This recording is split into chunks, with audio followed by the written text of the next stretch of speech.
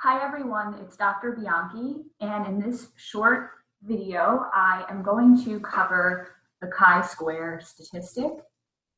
This is the final statistical test that we will be covering in our course this semester.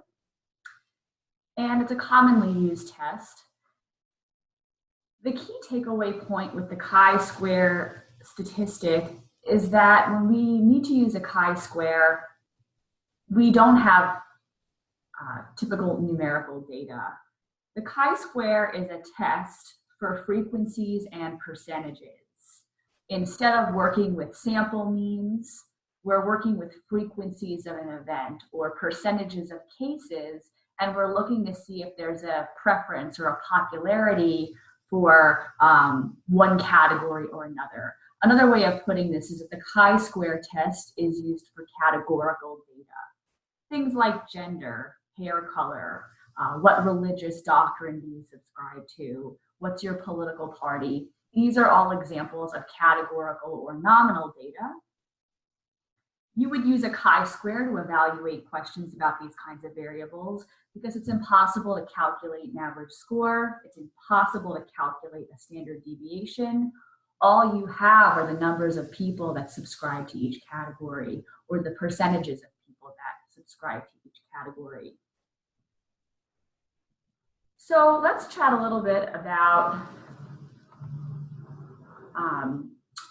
chi-square. Okay, these are considered non-parametric statistics, okay, for the reasons that I just mentioned. And the chi-square makes few assumptions about the population. So in all of our previous statistical tests, when we looked at Z, T, ANOVA, correlations, there's always some null hypothesis, right, that says something about what's going on in the population. And then we form an alternative hypothesis or hypotheses suggesting that things look different in a population.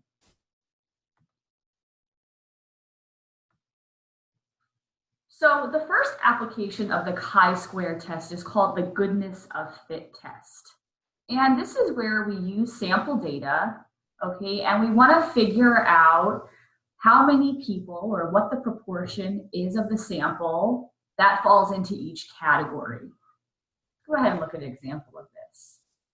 Here's an example where we have a grade distribution for 40 students. And you can see, right, we have nominal data, A, B, C, D, F. And we can count how many students are scoring each letter grade.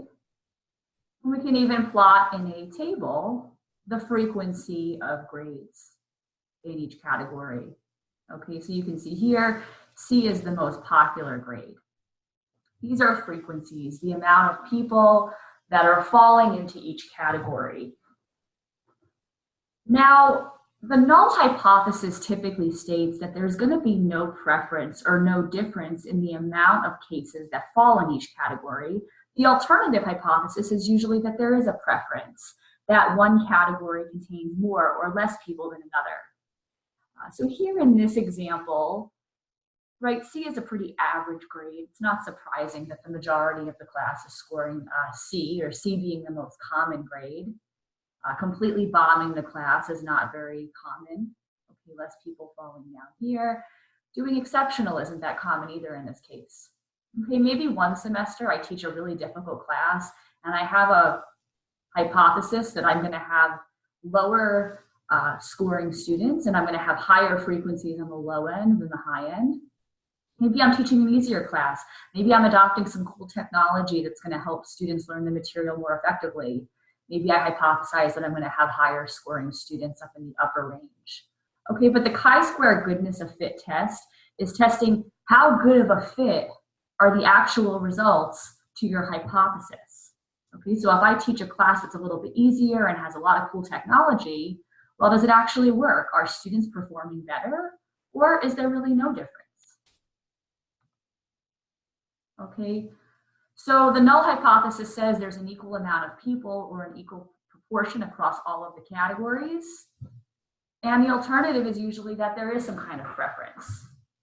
If I go to a very liberal part of the United States, I might predict that more students on a college campus are going to subscribe to more Democratic or left-wing political parties and ideas than if I go somewhere else in the United States. I can collect data, collect frequencies, and see if the actual observed data support those hypotheses or not. Note, we are working with frequencies. We have the amount of people or the amount of non-human animals that are falling in a category, and we're seeing how well it matches up with how we think things should look or turn out. Okay, so the observed frequencies, this is basically the data. Okay, so how many people actually do fall in each category? Okay, and it's important to note that with the chi-square test, category assignment is sort of black and white, all or none. Okay, you have to be assigned to one category or another. There's no kind of gray areas of being in two categories. So that's a limitation of the test. It's an assumption of the test, and it can be problematic in certain areas where maybe the categories themselves are not cut and dry. Okay, but it is an assumption of using this test. So all we're doing, all this text is saying on the slide, is that when we run the chi-square goodness of fit test, we're looking at the observed data, where do people actually classify and fall into, with what we expect to happen given the null hypothesis. Right, the null hypothesis says there should be an equal amount of people across all of the categories. Well, what actually happens when we observe the data? Is that true or not? Whenever you see this symbol, this kind of x squared, okay, this is the symbol for the chi-square statistic.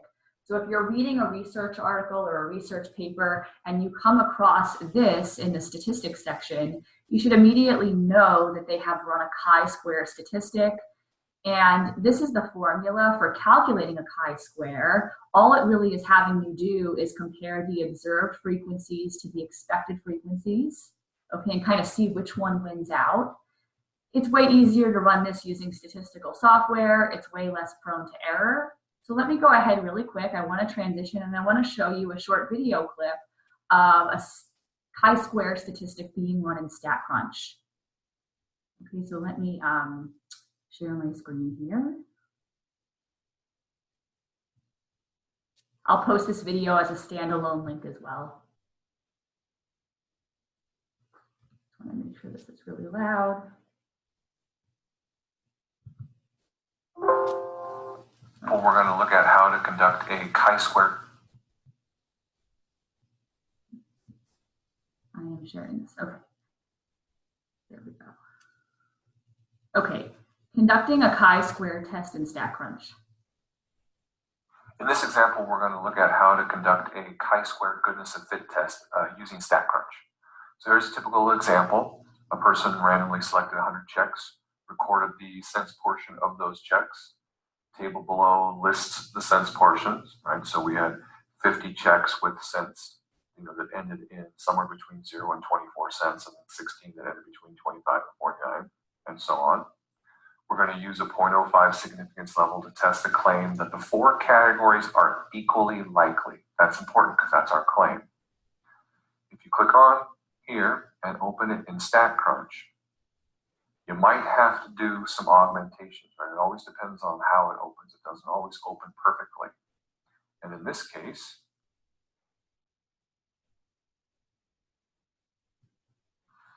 it does. It opens just fine. We have our categories. We have the observed, right? If you want, you could even rename this observed, because aren't those our observed frequencies?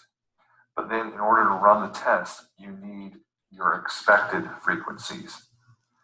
Now, there are 100 total checks, and since we are testing the claim that all four categories are equal, you should have 25 in each category.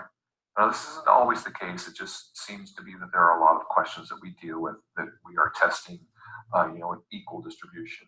If they had given us some other hypothesized distribution, like we expect half of them to be in the first one and then 20% in the next one and so on, then you would just do half of 100, you'd have 50 and then 20%, and you would fill in the expected values accordingly. Okay, once you have your observed and your expected, it's very simply, you go to Stat, Goodness of Fit, chi-square, the observed, you just select the column that the observed were in. I renamed it, right? The expected. You don't have to worry about the where or the group by. Compute. There is your chi-square value. As you can see, it's the value that they wanted. And then there would be your p-value for the next part. It's just that simple. Okay, so pretty good overview there. Just showing you how to run it in StatCrunch. It's super simple. Okay, nobody runs this test by hand. It's usually just calculated. You can do it in Excel. You can do it in StatCrunch, any statistical software. Let me go back to sharing. Okay, but you get a value for the chi-square, and just like all statistical tests, we look for the p-value. Okay, larger chi-square statistics are more likely to be significant. When the chi-square is significant, it means we rejected the null hypothesis. Now, sometimes the null hypothesis is that there's an equal distribution of people across the categories. Sometimes there's another specified null hypothesis. Okay, and we're comparing that with the actual data. But if the chi-square comes out statistically significant, it means that the observed data was statistically different than what we expected according to the null. Okay, there was a deviation or a difference between what was observed and what was expected. Okay, so take a second to just read through those couple of notes there, just kind of rehashing what I have just mentioned. Okay, chi-square values are always positive. The larger the chi-square, the more likely it's statistically significant. When the null hypothesis is true, the chi-square is going to be a small number. We do have degrees of freedom for the chi-square. Okay, number of categories -1. Here's the chi-square distribution. Okay, you can consult a chi-square table to make statistical decisions, or you can run it in software and look to the p-value to make your decision. Okay, and again, you can see as degrees of freedom go up, it's another way of saying categories go up, the curve changes shape. Okay, so the chi-square goodness of fit is all about testing frequencies and percentages of people or cases that fall in categories. We have some prediction about what is expected, and we actually count what happens in the real world, and we see if it's a match or if it's statistically different, used for nominal, label, category type data, where we can't calculate means and we can't calculate standard deviations because we're not dealing with typical numbers. Now that is the first application of the chi-square test, the goodness of fit. There's another use for this test that I want to briefly mention. Okay, here's just an example of writing up a chi-square in the literature. A chi-square with 3 degrees of freedom, 50 participants, came out to be 8 and change. P is less than 0.05. That would mean that there was a statistically significant difference between the observed frequencies and what was expected. Okay, so this should help you when you're interpreting research papers, reading articles.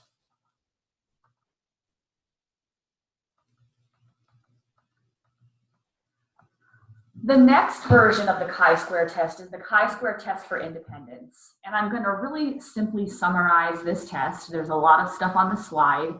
This is a correlation test for category data. So we've already looked at correlations, right, where we have a measurement of 2 variables for each person in the sample. They are numerical variables, and we can see if they're correlated. By calculating an R value, we can determine if it's statistically significant. When you have 2 categories that are non-numerical and you want to see if they're connected or related, the chi-square test for independence comes in. We are testing to see if those variables are independent from one another or if they are related. For instance, let's say I wanted to look at males and females in my class and personality style A or B, right? Type A personality, more high-strung, more driven, more go-getter, more stressed. Okay, has some advantages and some disadvantages. Personality style type B, more laid back, more chill, okay, but maybe not so much as driven or motivated. Okay, some pros and cons. Now I want to see if between men and women, there is a relationship between personality style A or B. Okay, 2 categorical variables, sex, and then personality, style. I couldn't compute a correlation for those. They're non-numerical. I would have to use the chi-square test of independence, or for independence. The null hypothesis says that the two variables are not related. There's no predictable relationship. The alternative is usually set by the researcher saying, here is a connection. I think more males are going to be type B, or I think more females are going to be type B. We can look at the data and see if that's true or not. Same idea, right? We have some kind of expected result, okay, expected frequencies, and we compare them with the observed frequencies. Do they match up, or is there some kind of discrepancy?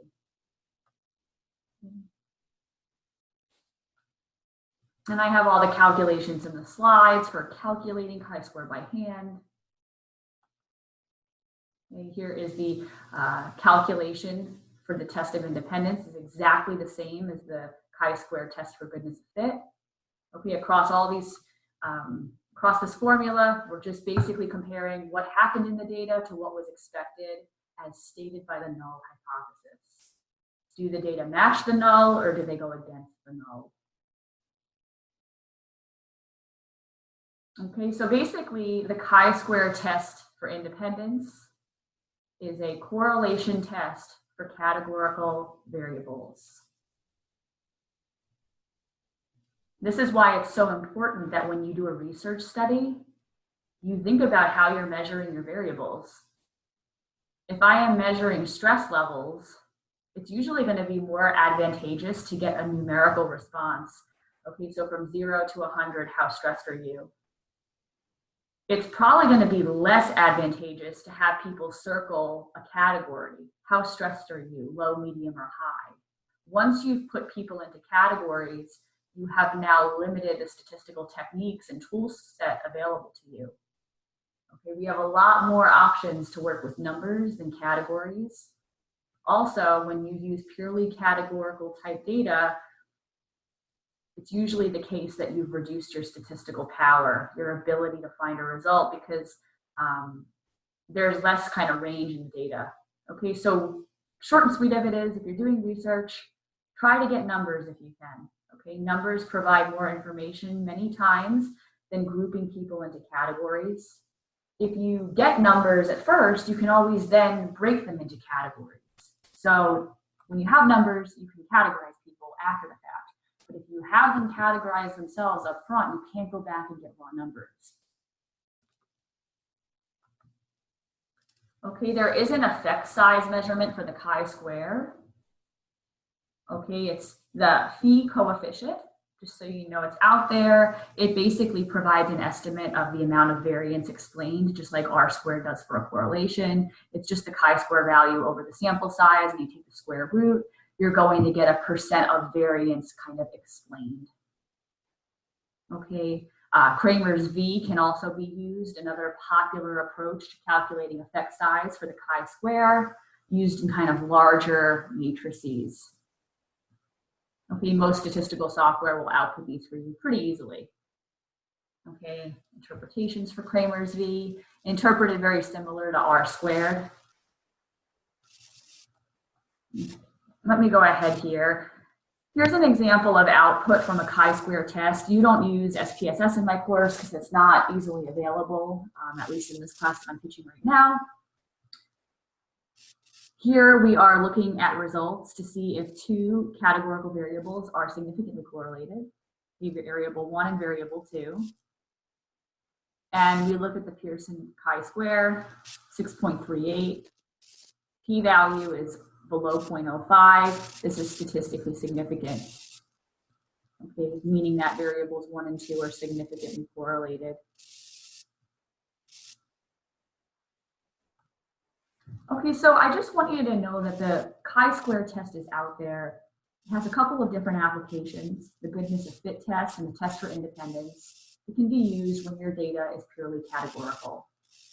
Okay, so I have a little quiz associated with this video, just 5 short questions. Good practice for the exam. Make sure to take it. It's going to count for the Chapter 15 MindTap quiz. And I wish you good luck on the last exam. Okay, after this and the quiz on chi-square that's really short, you are pretty much ready to prepare and take exam for. Okay, thanks everyone.